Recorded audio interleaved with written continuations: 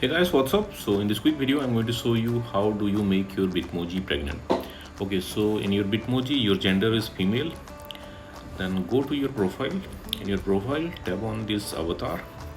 Okay, and in this pop-up you will see change outfit. Tap there. Okay, now in outfit scroll up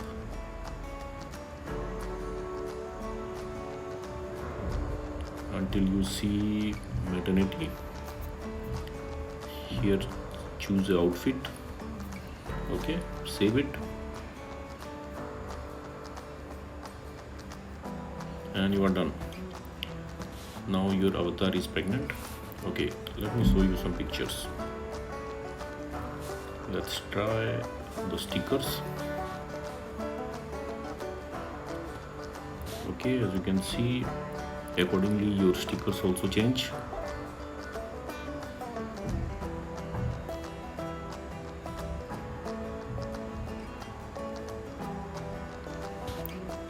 Okay, so that's it guys. Likewise you can make your Bitmoji pregnant. So thanks for watching the video guys. See you in the next video.